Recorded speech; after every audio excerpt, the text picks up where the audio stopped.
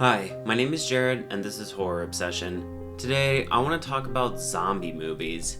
The zombie subgenre of horror has had some ups and downs over the years, gaining a ridiculous amount of popularity with The Walking Dead, and more recently with the solid Korean television series All of Us Are Dead. I've been watching a lot of zombie movies lately, so thought it would be a good time to give the definitive, inarguable ranking of the top 15 zombie movies of all time. But first, if you came here looking for recommendations of zombie movies you probably haven't seen, check out The Girl with All the Gifts, The Night Eats the World, and The Dead, all of which are relatively low budget, not very well known, very solid zombie entries.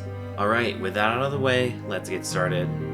Number 15, Little Monsters, 2019, not to be confused with the 1989 movie starring Fred Savage, is written and directed by Abe Forsyth and starring the amazing Lupita Nyong'o and Alexander England. Alex plays Dave, a washed-up musician whose girlfriend breaks up with him, forcing him to move in with his older sister and her son, Felix, who loves tractors and Darth Vader. Dave meets Miss Caroline, Felix's teacher, and what follows is an endearing, sweet, lovely story about a man-child learning to accept his responsibility by hanging out with an actual child, falling in love with a woman, and trying to keep a classroom of kids alive as a farm is overrun by zombies. Along the way, they encounter a children's television personality, Teddy McGiggle, played by the wonderful Josh Gad, EpiPens, military helicopters, and a steady stream of quality humor that keeps the pacing brisk while the story unfolds. Little Monsters might not be the funniest or the scariest zombie movie ever made, but it is almost definitely one of the most fun to watch, enough to sneak into the top 15 zombie movies of all time. Number 14, Overlord, 2018, directed by Julius Avery. Overlord is basically Wolfenstein the movie, and if you know what that means, great, you've got the plot of the film. If you don't know what that means, it means a bunch of American soldiers in World War II are dropped behind enemy lines and discover secret Nazi experiments turning people into undead. This is probably the loosest definition of zombie in my entire list, and I pondered for a while whether I should even include it, but I feel like these zombies are basically the same as Resident Evil ones, and hardly anyone questions the inclusion of that franchise in the zombie subgenre, so I say Overlord counts. As far as the plot goes, the soldiers do heroic and soldiery things like blowing stuff up and shooting guns, while the villains do villainy things like trying to kill people and their families. The characters move the plot along just fine, sometimes with questionable decision making, but the effects are excellent and the movie stays entertaining the entire way through. I really liked this movie on release, which might have had something to do with my activities beforehand. You've been smoking item 9 for 7 minutes and 13 seconds. We're going to ask you several questions. How do you feel? Well, sir, I feel like a slice of butter melting on top of a big old pile of flapjacks. And the 110-minute runtime absolutely flew by. Flapjacks. And as a result, Overlord lands solidly at number 14. Number 13, Dead Snow, 2009, written and directed by Tommy Wirkola. Dead Snow is a Norwegian horror comedy about a group of friends that go into the wilderness to a small cabin to drink and go ice sledding. Soon, a mysterious hiker arrives and tells the group about the mountain's bloody history during the Nazi occupation, a very just-in-time warning since Nazi zombies start attacking the group shortly thereafter. Dead Snow is a low-budget movie that doesn't look it, a zombie movie with the structure of a cheesy slasher, and a cast of mostly unknown actors who don't act like amateurs. The movie didn't do great at the box office, but Dead Snow has developed a cult following over the years, and is now widely considered an underground gem of the zombie genre. I love the characters, and Wirkola does a great job getting the audience to quickly connect with them, probably the trickiest part of constructing a well-paced horror movie. Dead Snow is hardly a perfect movie, but it's hard to imagine anyone doing more with what Wirkola had to work with, and lands Dead Snow solidly among the best in the genre. Number 12, Cooties, 2014, written by Leah Whannell and directed by Jonathan Milott and Carey Murnian. Cooties follows Clint Hadson, an elementary school teacher played by Elijah Wood, who delivers a great performance as the straight man reacting to the absurdity around him. The rest of the all-star cast includes Rainn Wilson and Jack McBrayer, plus Leigh Whannell himself. One day, a student eats a diseased chicken nugget, and the students metamorphosize into hungry hippos. As the kids start to devour their teachers, they must learn to put aside their differences and work as a team in order to murder a bunch of little kids. Cooties sounds morbid, but is actually a very sharp comedy, mixing the horror and comedic elements beautifully together to form a movie with a tone not far from the great horror comedies.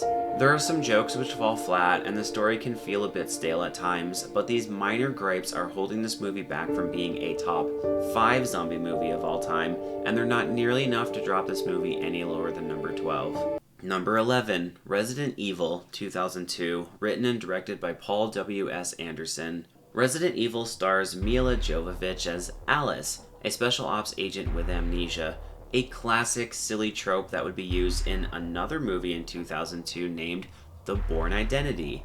Milla quickly is ambushed by a unit of highly trained operatives whose mission is to infiltrate an underground city called The Hive to discover why the artificial intelligence computer murdered all the employees working there. Resident Evil borrows heavily from other, more mature entries in the genre, but ends up standing on its own merit fairly successfully.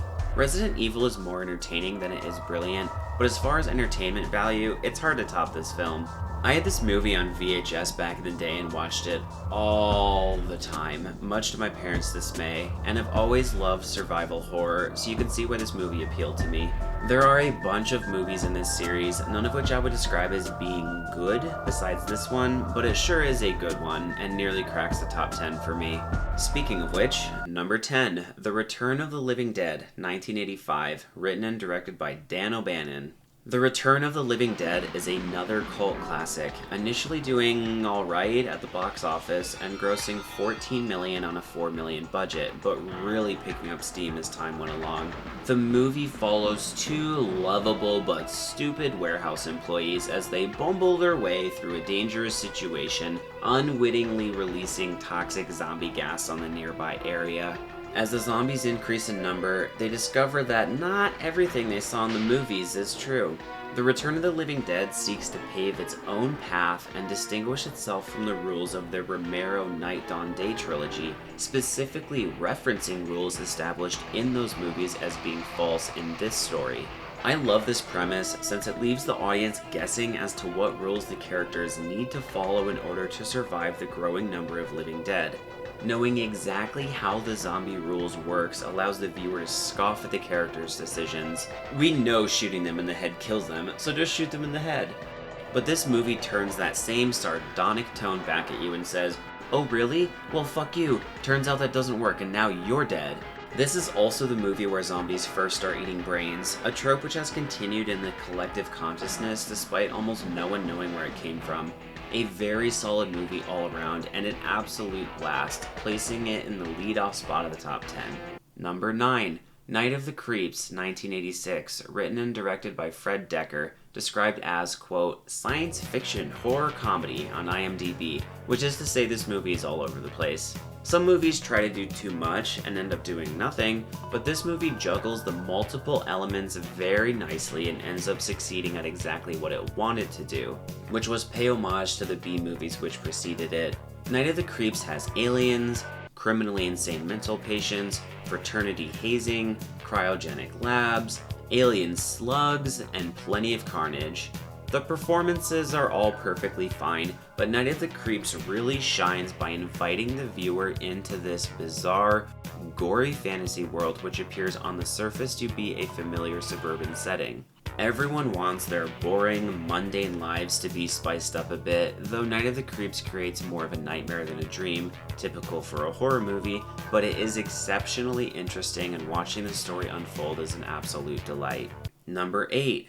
Dawn of the Dead, 1978, written and directed by George Romero. Dawn of the Dead is the sequel to Night of the Living Dead and established the fledgling subgenre of zombie horror as a true powerhouse for years to come. Romero really built on the lore he created in the first movie and doubled down on the social commentary which would come to define all of his works. Jean Rousseau maintained the right to the term Living Dead, and created the excellent The Return of the Living Dead, previously mentioned on this list. So George went with the now iconic Dawn of the Dead title, heralding in one of the coolest trilogy names ever, Night, Dawn, Day. The movie itself is very interesting and tackles a lot of the questions lesser movies never even consider. For me, a huge part of the zombie subgenre is imagining how I would survive, which includes how you would get food, shelter, and most importantly, safety. George provides an interesting answer to this question, suggesting taking shelter in a mall would be a good place because you get a ton of utility from the stores. From beds, to guns, to food and water.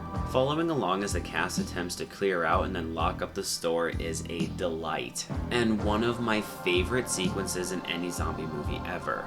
Tragically, most movie makers believe viewers find this kind of nitty-gritty detail too bland, and they're probably right, but not for me. Much like a giant chunk of this dude's wife's shoulder, I eat that shit up. Number 7, Train to Busan, 2016, directed by Song Ho-yeon. Train to Busan is a South Korean film, and a major reason why South Korea is a rising star in the movie scene, and specifically the horror movie scene. Train to Busan was a smash hit, grossing $92 million worldwide, but only managing about $2 million in the US and Canada. Over time, people have discovered this absolute gem of a movie, and it's become something of a darling amongst movie buffs. So what's the appeal? Well, on a technical level, Train to Busan is beautifully shot and framed, the gore effects are fantastic, but Train to Busan really excels on the character level. I know, I just got done saying I like the nitty-gritty planning aspect of zombie movies more than the character work, and that is true, but sometimes a movie succeeds so spectacularly you have to give credit where credit is due. Train to Busan is chock full of awesome characters you want to see survive, and if you know anything about horror and the zombie subgenre in particular, not everybody's gonna make it off the train. Train to Busan navigates the dramatic facets very well, but is not overly dramatic or sappy, and shifts tones from playful to tearful, and the end result is one of the best zombie movies ever made. Number 6, 28 Weeks Later, 2007, directed by Juan Carlos Fresnadillo. 28 Weeks Later is a sequel to 28 Days Later, and as a result carried an unbelievable weight of expectations from fans. On release, I remember many people talking about how disappointed they were in the movie, and for the life of me, I could not figure out why. 28 Weeks Later builds on the world created in 28 Days Later, and not only opens with perhaps the best opening scene in zombie movie history, but goes on to tell a compelling, realistic story about how the world would handle something like this happening. I don't want to spoil too much, so let's talk about the cast. Hawkeye is in this, and he's great. Robert Carlyle from Trainspotting and The Amazing Ravenous is in this, and the always brilliant Rose Byrne helps carry the movie. The kids are okay, and don't ruin the movie, about as much as I expect from child actors. Once again, this movie really shines by giving me the space to imagine trying to survive in a situation like this, and goes a step further by having the audience imagine how a world more prepared for a zombie outbreak might attempt to contain it. 28 Weeks Later is extremely underrated, and I will never forgive the studios for not giving me 28 Months Later, the disappointment of which was worse than any other living creature has ever experienced.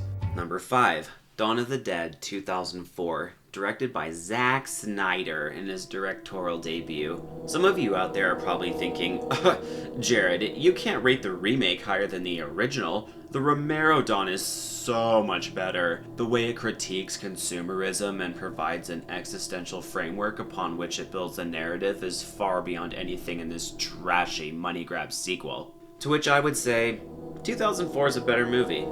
It just is. The writing is better, the effects are better, the acting is better, the music is better, the ending is better. It's just better.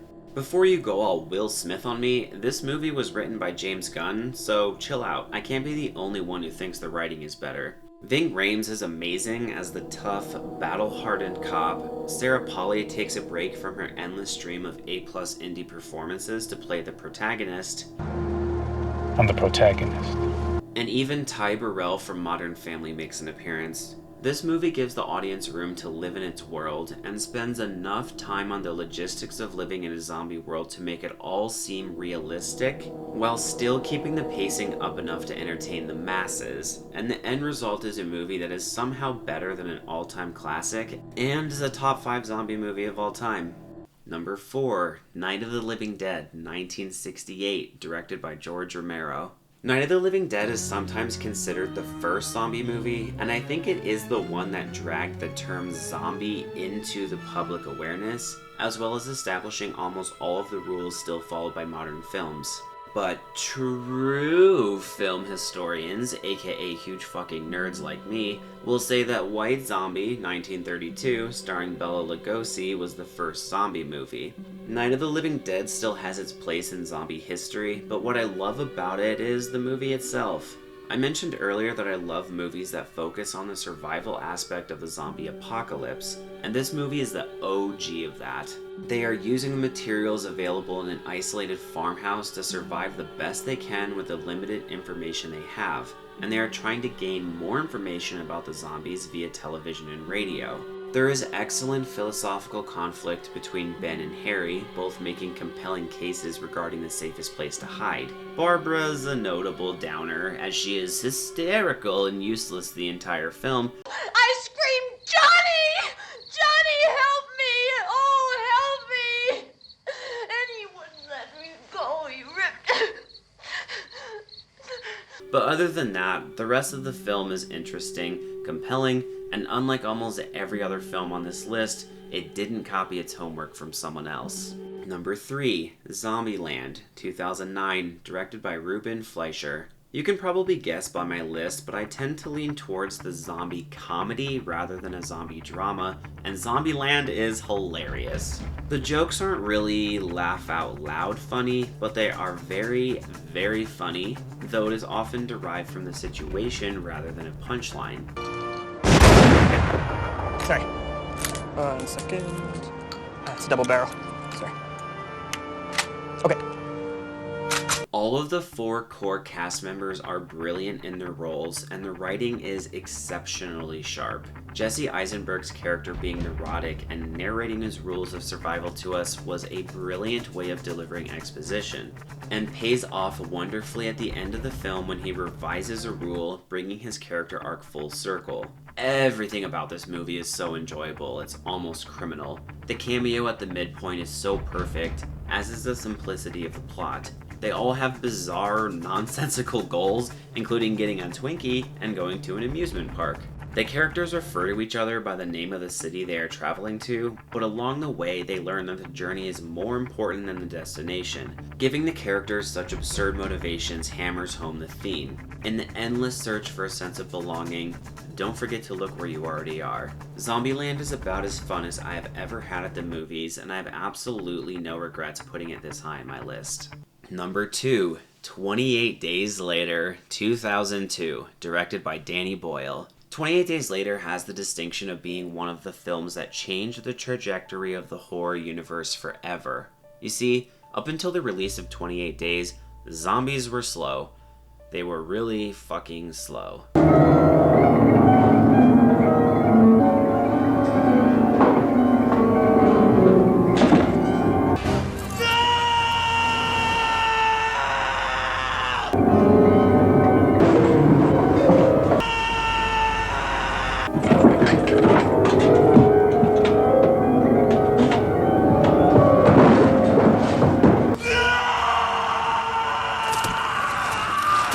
They shambled around, and while they could overrun you in large numbers, they were pretty easy to evade or destroy by themselves. Romero recognized this flaw in the monster design and focused mostly on how the presence of these monsters would warp humanity into becoming monsters themselves. A somewhat derivative and trite direction that, over time, strayed a bit too far from horror for my liking.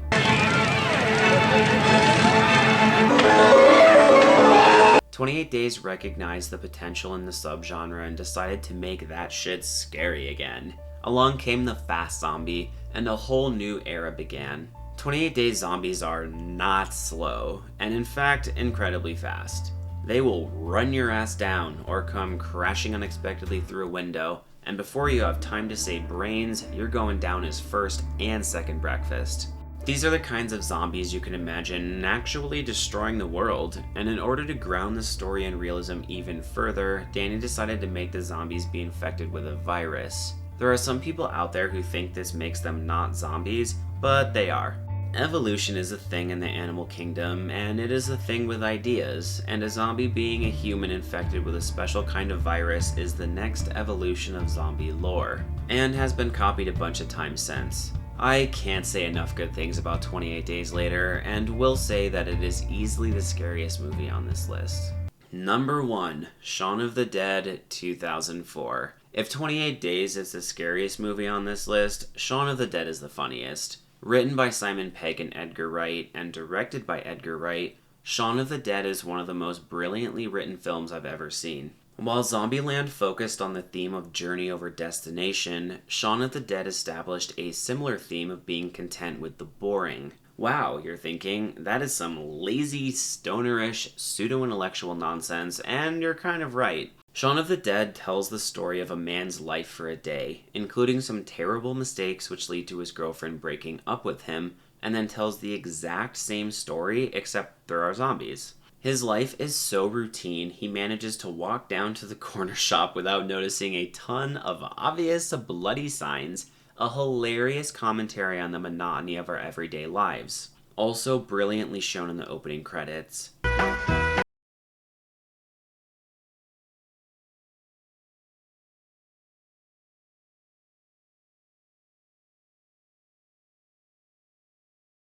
In this movie is genius, and the comedy so exquisitely satirical it is hard to imagine any movie ever dethroning this as my favorite zombie movie of all time. If you've not seen it, check this masterpiece out for yourself. You won't regret it. Alright, that wraps up my top 15 video, and let me know in the comments if there's anything you'd like me to review or any topics in horror you're curious about. I don't promise I'll make a video about it, but just like Nicolas Cage, I'm open to just about anything, and always on the prowl for fun horror topics to overanalyze.